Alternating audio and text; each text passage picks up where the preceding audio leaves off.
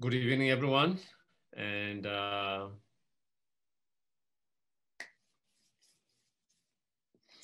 nice to see you again, and good to see all of you.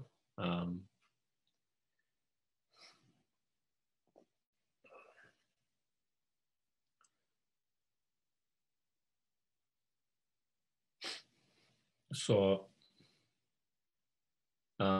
today's topic, the four Dharma seals, and again, it is a request by one of the students, and it also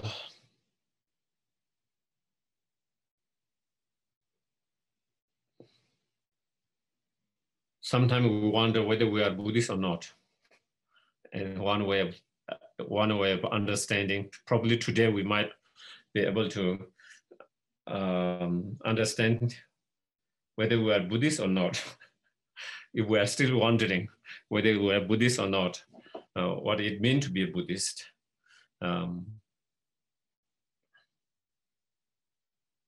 Through the four Dharma seals. And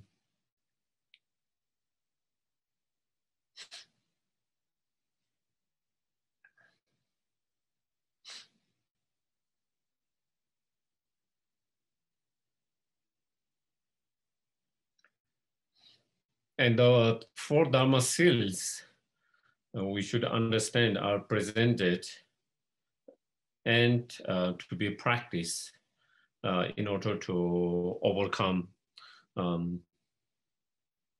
many of our deluded mind, afflicted emotions that are the source of our problems, suffering and pain, due to not recognizing and understanding those four Dharma seals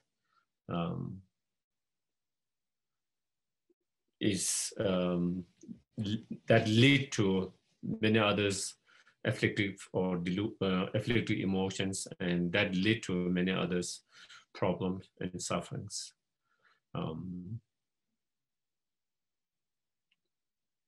So first of all, the four Dharma seals are, all conditioned phenomena are impermanent. That is the one. Okay.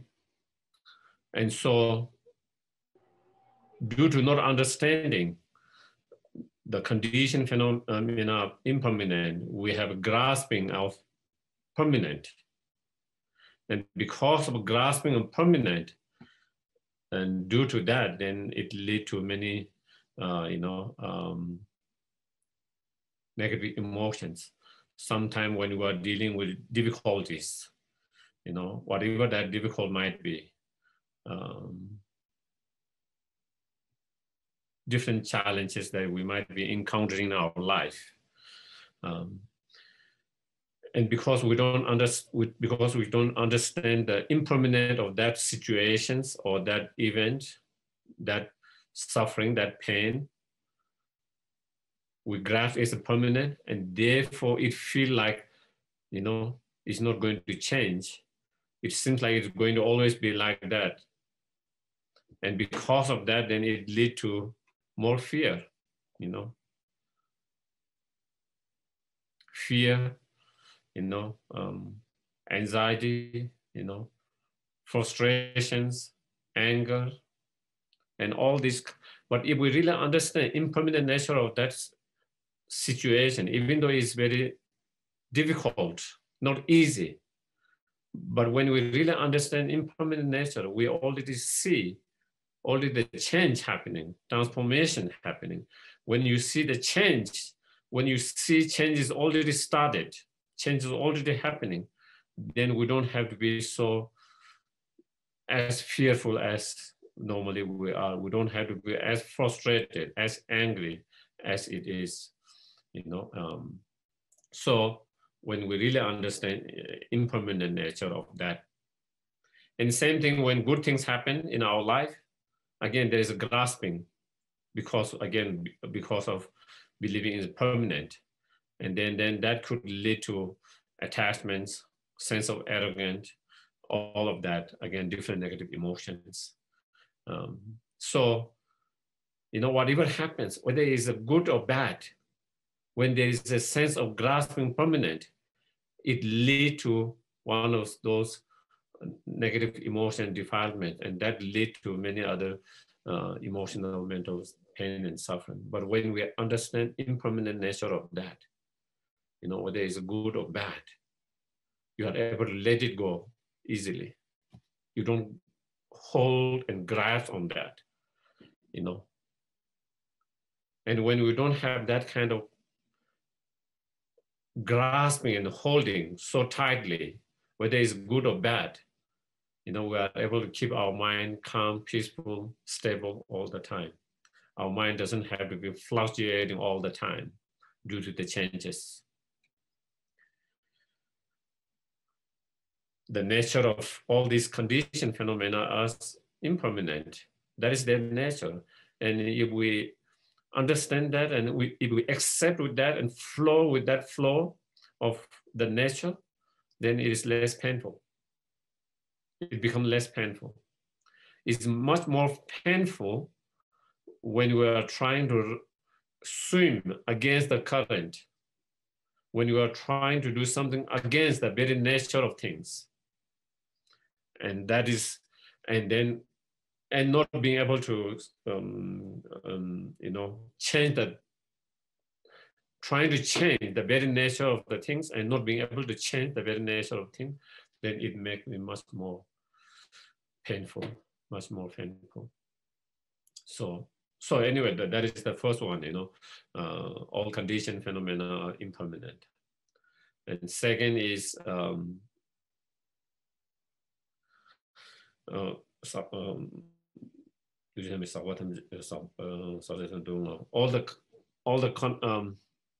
the contaminated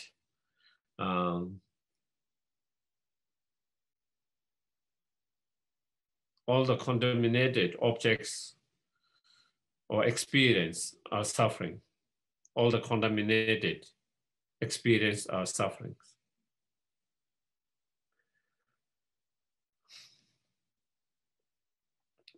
So what it means is any experience that is contaminated by the karma and delusions is a nature of suffering, It's not real happiness,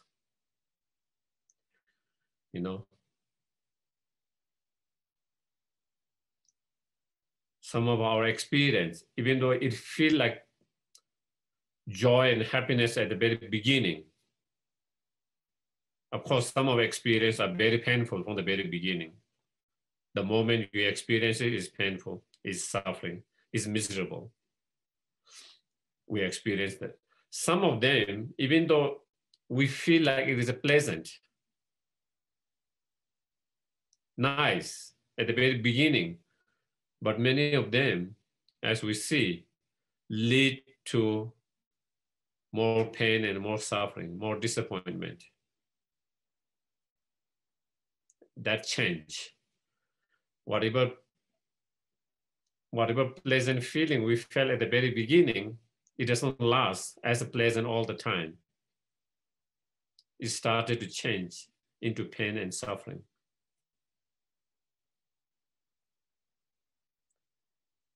And why change? Why that has to be changed in that? Because the very nature of it is like that.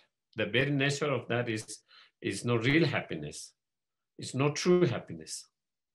That experience, even though we felt as pleasant at the very beginning, but because the very nature of that experience is not true happiness, therefore it changes into pain and sufferings. And why? Because that experience is a result of our own karma, contaminated karma and delusions. any experience that is a result of our karma, contaminated karma and delusions, can't be real happiness. True and real happiness only arises, only comes when we are able to overcome the experience. The only true experience is then that we started to have real, true experience of happiness when it's not coming out of contaminated karma or actions, but uncontaminated actions. When that experience comes, when the experience comes instead of delusions, when it comes from wisdom, then that gives us to real happiness. True real happiness not come through delusion and contaminated karma, but it comes through wisdom and uncontaminated actions.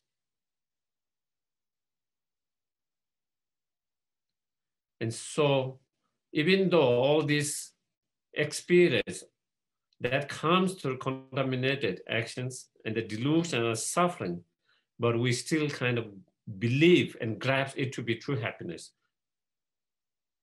And because we feel that's a true happiness,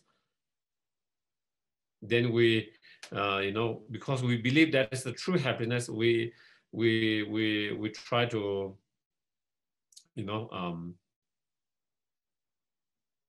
run after it. We try to get those kind of experience because we believe that is the truth. We believe that is happiness, and if we can have that, we'll be happy. And we try very hard to get that kind of experience. And we try to create all the cause and condition to have that kind of experience. But, at the end, it never leads to lasting true happiness. It always leads to dissatisfied, unhappy, disappointment, feeling of deceived, betrayed. A lot of those experiences end up like that, our experience, which we felt it was nice, which we felt it was the experience that we wanted to have, and we work very hard to have. And then, we feel kind of great at the very beginning, that could last seconds, minutes, in good cases, hours. In the most better cases, maybe days, weeks, months. But after some time, that feeling started to change into something else.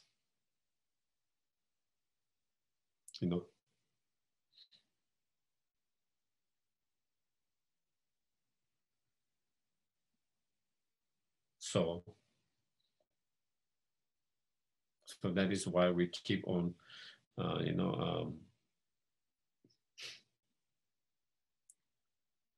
we try to experience something with the hope that will give us sense of satisfaction, sense of joy, sense of happiness, sense of peace.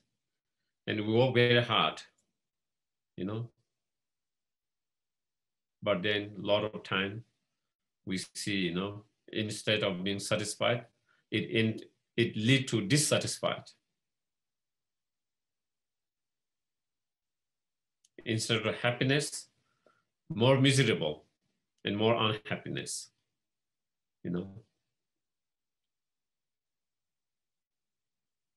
If there's one moment of happiness, it leads to 10 moments of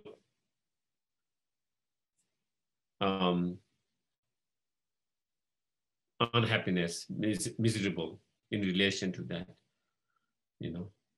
And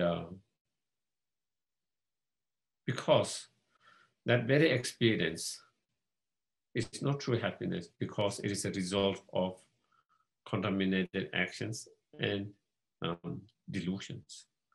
Any result, experiential result that is result of delusion and contaminated actions can't be true happiness, and is a suffering. The nature of that is suffering. But we still, mistakenly, by not understanding that reality, we mistakenly believe that is the true happiness, and we run after that, we try to achieve that, and we end up being more dissatisfied, more unhappy, more disappointed, and so forth. So that's the second Dharma seal. All contaminated experience are suffering. And third one is, all phenomena are selfless and empty.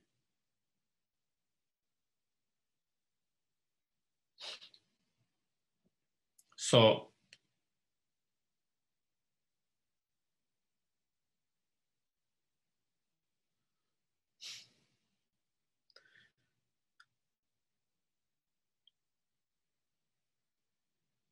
all phenomena, whether it's external phenomena, whether it's internal phenomena,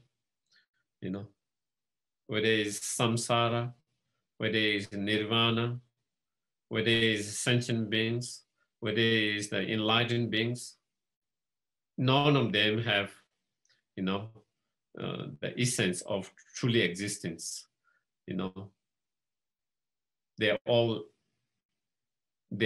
None of them have inherent existence. All of them are empty of inherent existence. Not only our delusions are empty of inherent inherently existence, but even the very wisdom, the antidote towards the delusion, even the the wisdom, the path itself is also empty of inherent existence. Not only we, sentient beings, the deluded sentient beings are empty of inherent existence, even the very enlightened beings, the Buddha himself is also empty of inherent existence. Not only the samsara is empty of inherent existence, even the enlightenment itself, the nirvana itself, is also empty of inherent existence. But due to not understanding that, then our mind, our ignorant mind grasps as everything to exist inherently. On the basis of grasping inherently existence, then attachments, anger arises. On the basis of attachment, angers, then many other delusions, hatred, resentment, grudges, jealousy, miserliness, greediness, self-importance, sense of arrogance, all these other negative emotion arises. And due to arising of those negative emotions, then it leads to a lot of mental, emotional suffering, pain, Due to those negative emotions, we become very impatient, frustrated. With that kind of frustrations, impatience, make us unhappy, disturbed.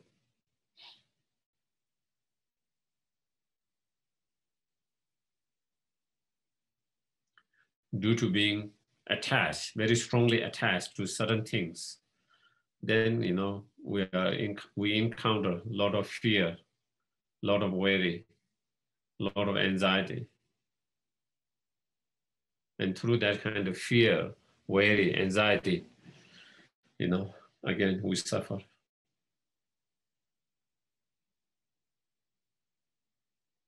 So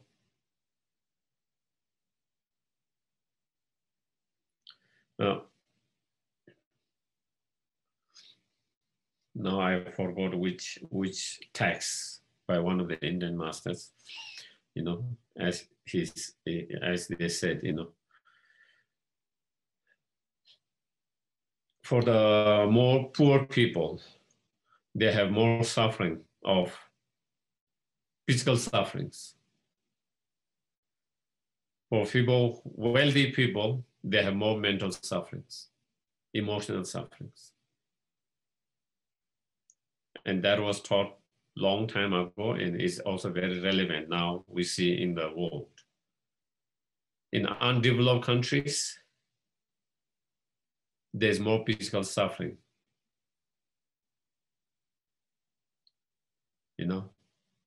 of starvations, not having a basic,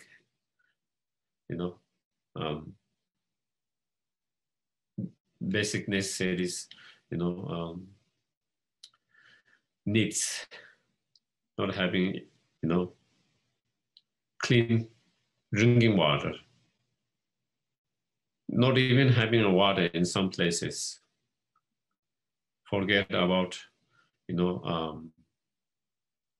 kind of clean water, clean drinking water. They don't even have, unclean drinking water. And many places, undrinking, there's no health. And so they have a physical, but like in many of the developed countries, even though they might not have that problem very much, of course, it doesn't mean there is not, but relatively less. But what we are experiencing now in the world is a lot of mental, emotional problems. People are having a lot of depressions,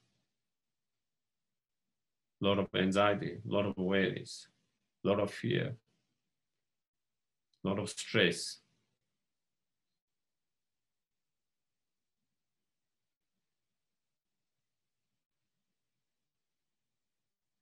So those are not really physical, it's most of them coming from mind, emotional, mental.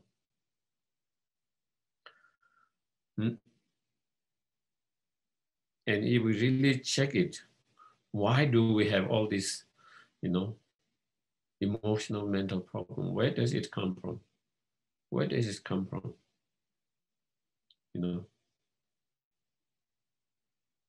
If we go on more deeper level, it's quite clear. It's from those defilements, those afflictive emotions.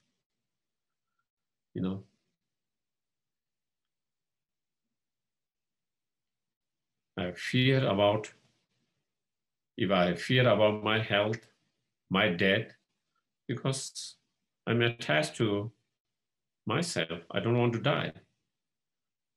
So I'm attached to that. So I don't want to lose my life. So I will have more fear. If I'm less attached to my life, I will have less fear. I would say, one wouldn't worry so much. Of course, one will be careful, take all the precautions, but unnecessary fear, endless unnecessary fear, that comes because we're attached to our life. We're fear of a lot of things because we're fear of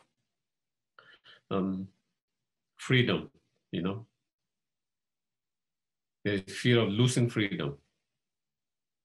As an individual, as a country. Why? Because we are so attached to that attached to the freedom, who want to have freedom, because we are very attached to it. We don't want to lose that.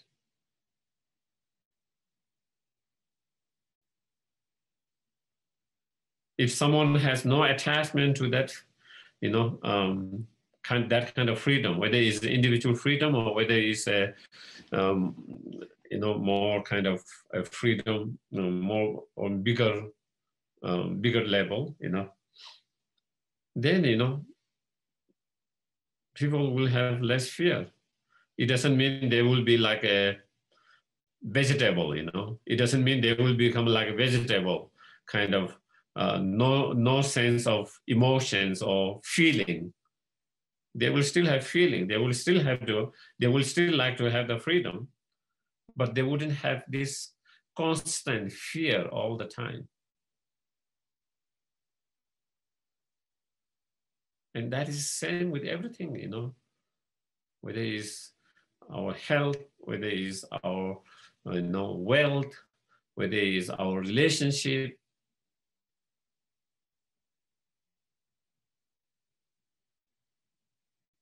All of them.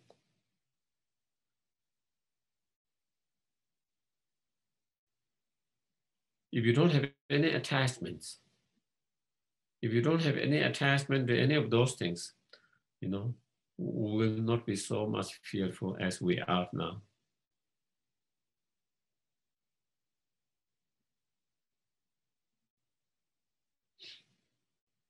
And that fear is one of the big factors that drive people crazy. And that is where also, different, whether it's politicians or non-politicians, they use that fear to control the people. Because they know that is the fear factors, the important factors that can kind of drive you here and there.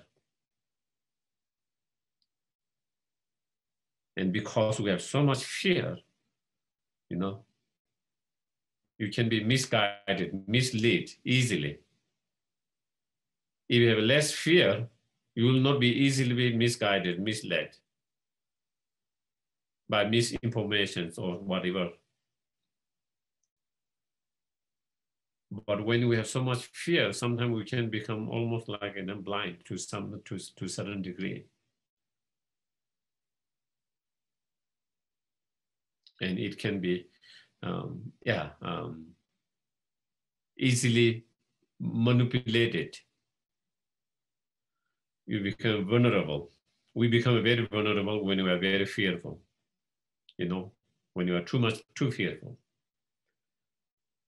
And then we become vulnerable for someone to manipulate us very easily. And also, of course, fearful is not a good state to be in.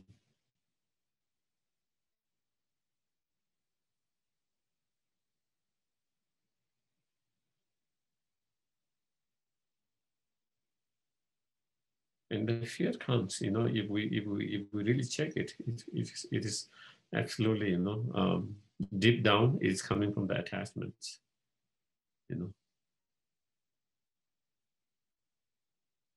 So yeah, I was talking all this, the fear, the worries, and all different negative emotions that makes us,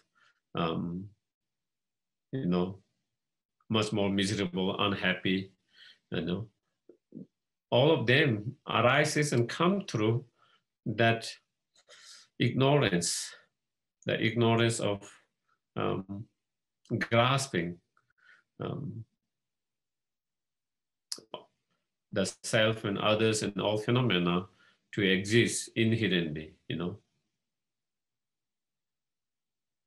So even though there is no inherent existence, but our ignorance grasps it as it exists, and then that ignorance gives life to all these delusions. And that in turn give to many other emotions that make our life much more miserable, unhappy.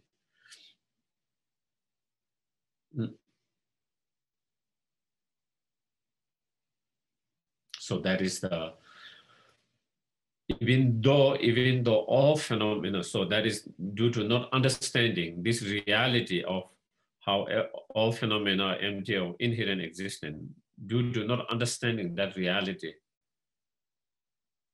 how all these phenomena are empty of inherent existence, empty, selfless of inherent existence. Due to that, then that is why, and so again, due to that mistaken misconceptions.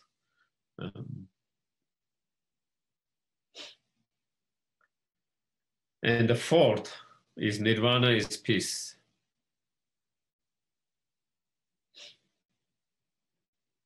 So nirvana or liberations, when we talk about nirvana or liberation, we are not talking about some kind of place, some kind of paradise, external places. When you talk about nirvana or liberation, we are talking about our mind that is free from all these defilements, all these delusions.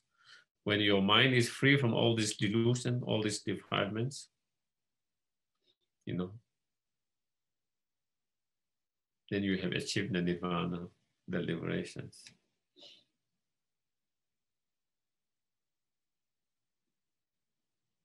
And true freedom, that is when you have true freedom. Freedom from your own delusions, freedom from the karma, and freedom from all the suffering that comes because of the karma and the delusions.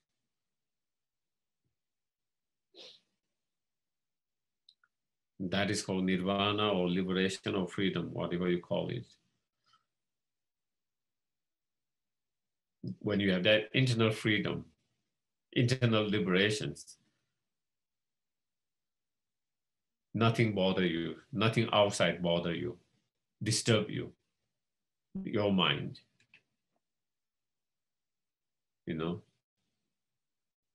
The world can change upside down, everything's. East become west, west become east, up become down, down become up. Everything can kind of mixed in a mixture, up and down, everything's. That there's nothing external changes, situations,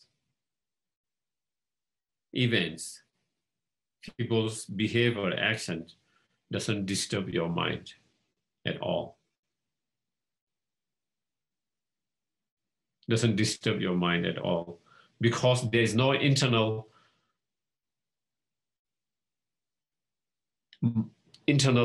conditions to disturb. When our mind gets disturbed and agitated, we think it is the outside external condition that is making our mind disturbed and agitated, but it's not. It's internal conditions. That is our own defilement, our own delusions. That is the key that make our mind agitated and disturbed. So when you are free from that internal condition that disturb and agitate your mind, then external condition cannot disturb your mind, disturb your external, no external condition can affect or disturb and agitate your mind at all, because there's no internal condition to do that. And when that happens, that is a real peace. That is why nirvana is peace. That is the real peace. That's the true liberations. That's the true freedom.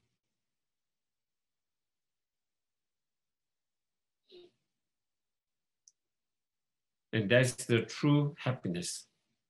That happiness, once we are free from all this internal condition that disturb and agitate our mind,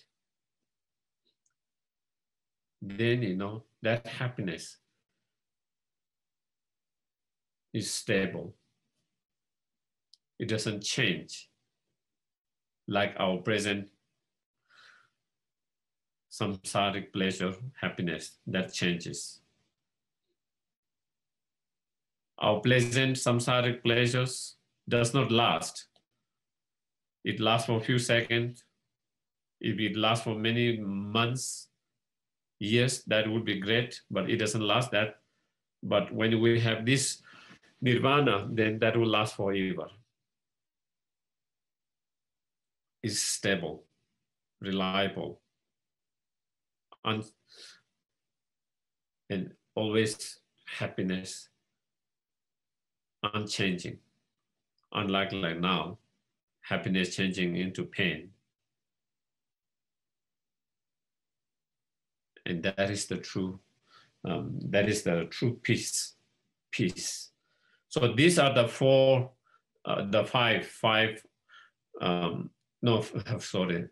four Dharma still. Okay. So whether you are Buddhist or not, there are two different ways of looking at it. You know, from philosophy point of view, from the viewpoint of view, if you accept those four views, then you are a Buddhist. If you don't accept these four seal, then you are not Buddhist.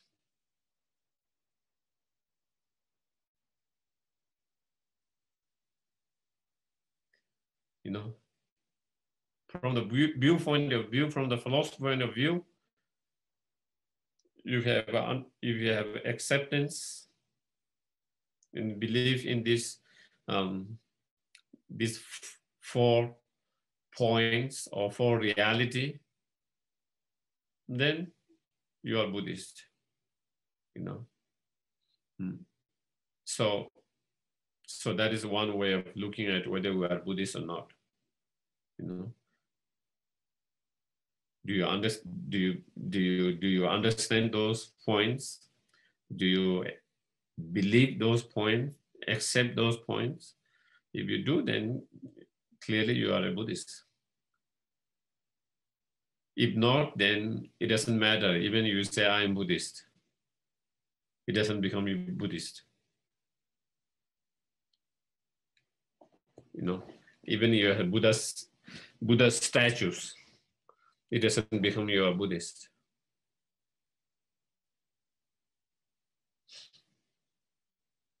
Mm-hmm. And if you believe in all of that, you know, even if you believe in you know, some other things, you're still a Buddhist from the viewpoint of view, you know.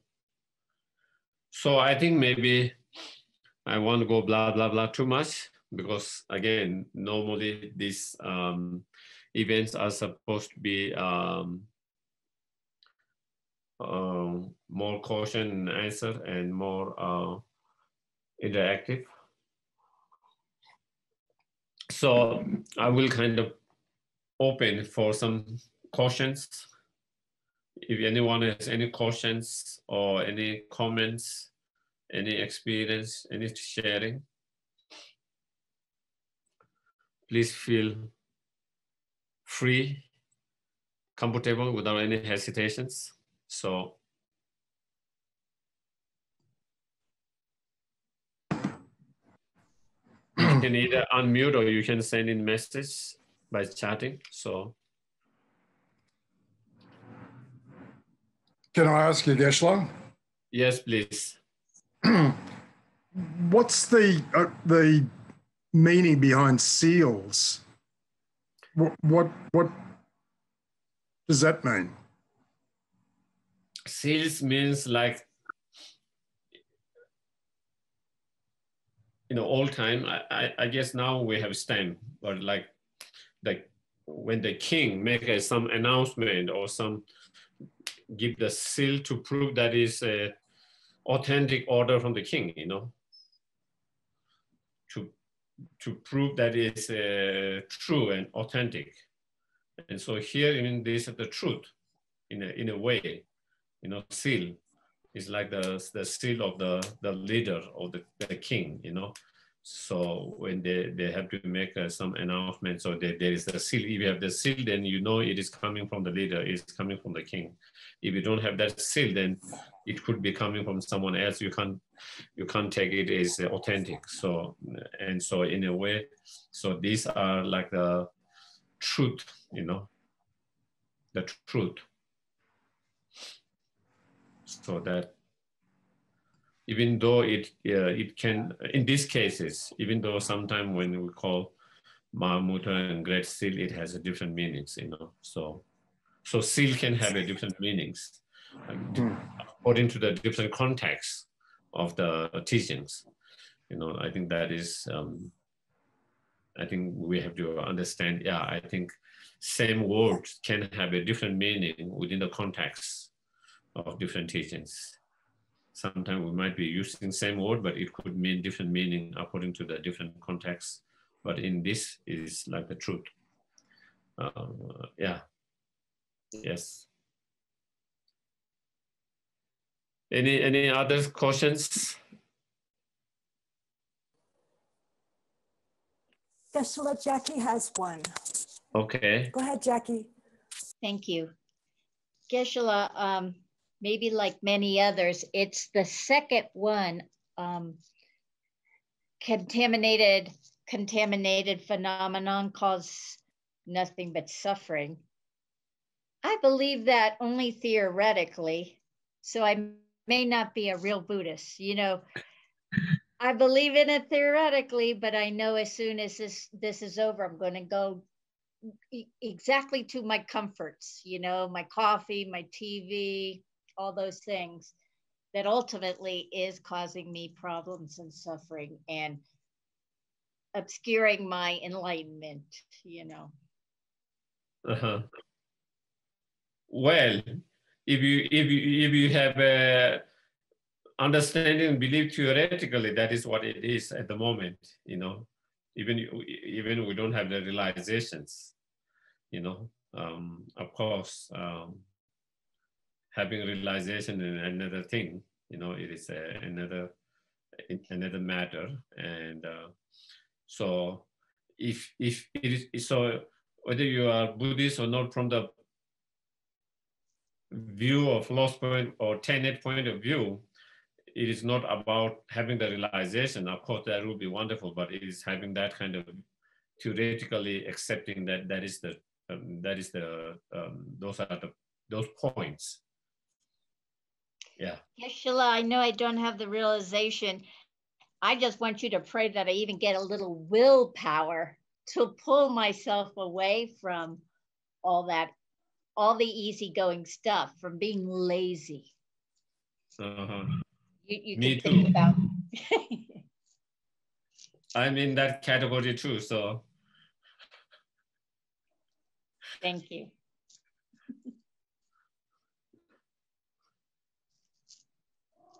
Yes, Mary. You have to unmute.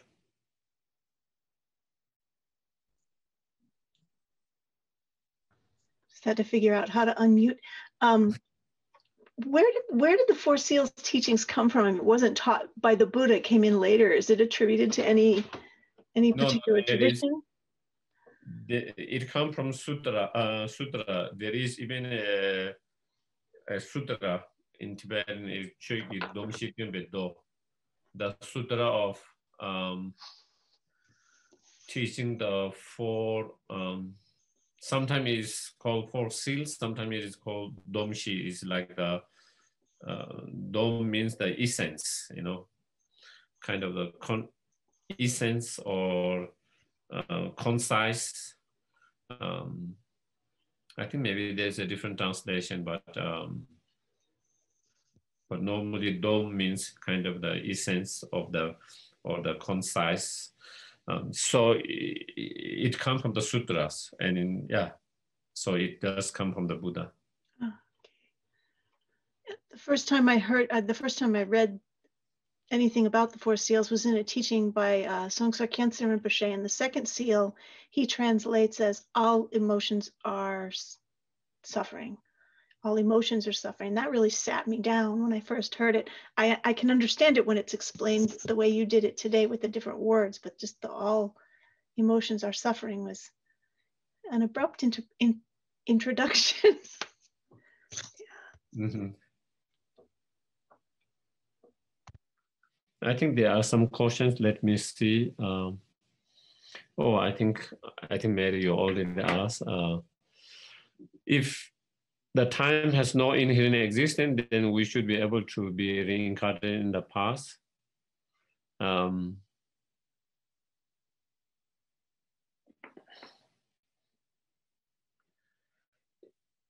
It doesn't mean because it's not inherently existent that it can be anything, you know.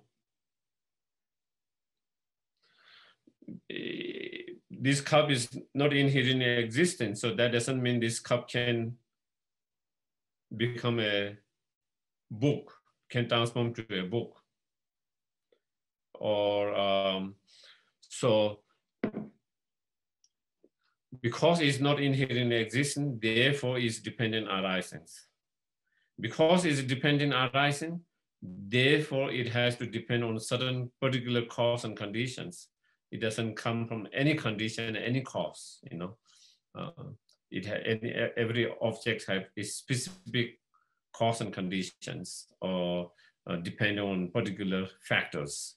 So, so therefore, I think,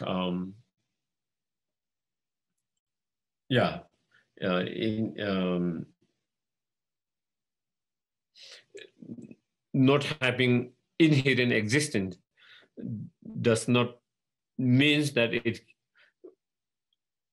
everything can be possible, you know, because it's not possible for this cup to be a sentient beings. Even its non-inherent existence, this cup cannot transform into a sentient beings. Because to be a sentient beings, it needs a particular cause and condition, which this cup does not have, you know. And just like physical matters, energies, you know, they are not inherently existent, but in order to, come into certain matters, it needs to come together of certain particular atoms, particular energies to create that particular matters. And so it has to depend, that depends on very specific cause, condition, or factors. And so therefore, I don't think just because it does not have inherent, that doesn't mean we can be reincarnated in the past, you know. And again, the concept of time is a complicated and a lot of subject of that, lot of discussions and different view within the different Buddhist schools of thoughts, you know. There are some Buddhist school of thought which says there's no past and futures. There's only present, you know. And then there are other Buddhist school of thought which says there's past, future, present, you know. And then some of them, there's past, future, present, and all of them are impermanent. And then there are some schools which says past and future is permanent, present is impermanent. And then there are, time is kind of a subject of matter that has been kind of discussed, and within the different Buddhist schools seems to have a different presentations of the time, whether there is past, present, future or not. If there is past, present, future, then whether it's permanent, is impermanent, and all different things.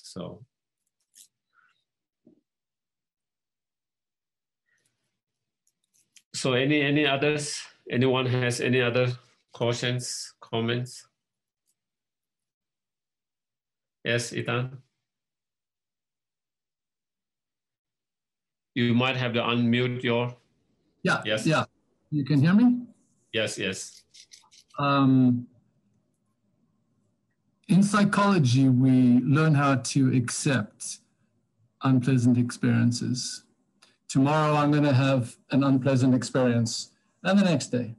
So and I'm going to accept it because I don't want to fight it, you know, I don't want to resist it. And so we say it will pass through, and it does. Uh-huh. Now, but in terms of these teachings here in the Four Seals, is that being a little bit unskillful? Because am I being too passive in the face of an unpleasant experience? And I should be rejecting the unpleasant experience because in rejecting it, I invalidate it as inherently existing, or do I need to be rejecting it in my mind and my heart? So that is the way that I practice, as it were, the skill of inherent non-existence. Does that make any sense? I think, I don't know.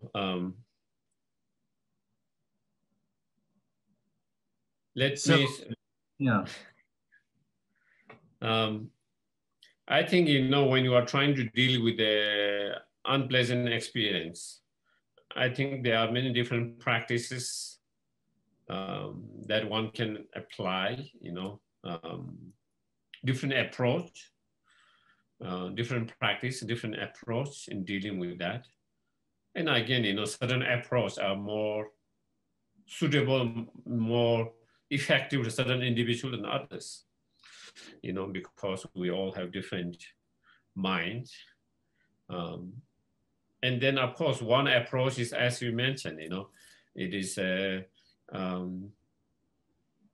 learning to accept whatever arises, whether it's pleasant, unpleasant, you know, not having any kind of aversion to one feeling and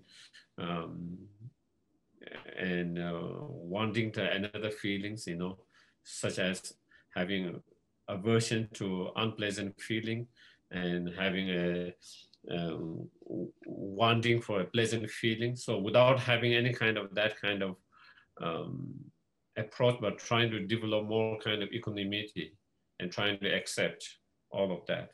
Whatever comes, let it be. It will come and it will go by. It will come, it will pass away. That is one approach of practice, meditations, that one can apply in dealing with unpleasant feelings through that kind of meditation, that kind of approach, that kind of method. And it can be effective for people not to hold on that, whether it's pleasant or unpleasant, not to hold on them. And when you don't hold on them, then it's easy to kind of just let it go. And you know, by nature itself is impermanent. It will change, it will pass. And it's only a matter of time. Sometimes it passes quickly, sometimes it takes a little more time to pass, but it will definitely pass and change. So there is one approach of that. Another approach would be, you know, if there is unpleasant feeling, whether there is a way to avoid it or not, whether there is a way to reduce it or not, analyzing that. Even if it's unpleasant now, is there a method, is there a way that I can avoid this unpleasant? Is there a way that I can transform this, change it? So And by that kind of analyzing, if you see there is a way to avoid unpleasant feelings, if there is a way to change that unpleasant feeling, then we take that whatever whatever way that is to avoid it, to change it, we take that actions to avoid the unpleasant. We don't have to, if there's a way to avoid it, it doesn't mean we have to really accept it, you know. I'm having a pain, and if there is something, medications, I can take it and reduce the pain, avoid that, I can do that, you know. So that kind of, and if there is no, there is no way I can avoid it. There are certain situations we can't change it, we can't avoid it, you know. And then in those cases, accepting it as a from way of seeing is a way of purifying, cleansing, you know. So therefore, is even though it's discomfort, it is unpleasant at the moment, but in long term it's good because I'm clearing and purifying a lot of negative karma that I don't have to experience in the futures. So in a way, it's a pleasant. It's like a, for example, if you don't want to have a COVID, you want to, if you are ready to take a vaccines, you know, taking vaccines is a little bit unpleasant, but in order to stop the bigger problem, you are willing to go through that little bit of unpleasantness, little bit of discomfortness, especially someone who doesn't like a needle, you know. Someone, especially someone who is scared of needle, who doesn't like a needle, or maybe who have some reservations about the vaccine and all of that, but still, someone is willing to take it, that unpleasantness, all of that, because it will avoid the bigger problem if you don't take it that they could have, for example, just a small example. And so similarly, by experiencing this unpleasant experience, whatever, I'm experiencing the bigger problem, the cause and condition. I'm exhausting and clearing and purifying the cause and condition that could have led to much more bigger problem in the future if I have not exhausted that cause and conditions. And through that, then you feel happy about it, you know. Physically, it is little bit discomfort, but at the time, mentally, you are joyful and happy by being able to see that. And then in terms of the applying this non-inherent existence idea, the emptiness in that, you know, when we have this unpleasant suffering or pleasant feeling, analyzing the very nature of that unpleasant feeling. What is that unpleasant feeling? What is that unpleasant feeling? What is that unpleasant feeling? Is it in my body? Is it outside of my body? Is it within my mind? Is it between them? Does it have color, shape, size? You know,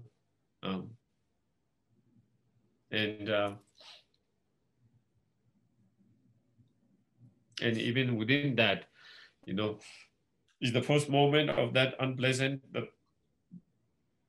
unpleasant feeling? Is the second moment of the unpleasant feeling the pleasant feeling? Is the third moment the unpleasant feeling? The first moment is past. Third moment is yet to come. Second moment, the moment you say this is unpleasant feeling, is gone. So when you do that kind of analysis, then there is nothing to hold on that you feel so strongly, this unpleasant feeling, that even that feeling itself, that unpleasant feeling, whether it's a physical unpleasant feeling or emotional unpleasant feeling, before we think it is so concrete, there on the basis of grasping inherently existence. There, right there, And when you that kind of look in the very nature of that unpleasant feeling, when you really check it in that analysis, then it dissolves, and there is no, you can't find that unpleasant feeling that you feel so strongly before that you can hold. And when you are able to do that, then the unpleasant feeling itself started to dissolve. Especially, it is an emotional, unpleasant feeling. And again, we have to, yeah, I can say, sometimes it's a little bit more difficult with the physical pain because, because physically you are experiencing it. It can be reduced to some degree by that kind of analysis. But when it is mental unpleasantness, for example, it is worry, fear, whatever that, when you do that kind of analysis, where is that fear? What is that fear? What is that worry? What is that? What is that worry? It does really help, and I'm not unable to succeed all the time, but there are times when I use that kind of technique when I'm having some kind of fear or something. Is it helpful to reduce the fear, even though maybe the fear might not be gone totally, but in that very moment, it does reduce and it does kind of disappear, dissolve. But it comes later. But again, you have to apply again that same kind of analysis. Whenever it comes, then again, you try to look very nature of that fear itself. Look into the very nature of that fear itself. Look into the very nature of whatever emotion that is unpleasant. Into that very nature, when you look into the very nature of that itself, then that unpleasant feeling would dissolve. So then I think, yeah, so maybe we'll try to bring non-inherent existence in that way into the unpleasant feeling. Applying that there in that way. Then in that way, you don't have to reject, neither you don't have to reject it, neither you have to kind of embrace it. You just whatever emotion arises, you just look in the very nature of that emotions. Trying to look in the very nature of that emotion itself. That is all. Whenever it arises, you just look in that very nature. So you don't have to push it away. You don't have to reject it. You don't have to push it away. You don't have to try to run away from it. If it arises, let it be. And when it arises, just look in the very nature of it. Whatever that emotions, unpleasant emotions. Okay. Okay, so I think maybe we'll stop here. So again, thank you very much, everyone, for giving your precious time and joining. And it's nice to see many of you. Okay.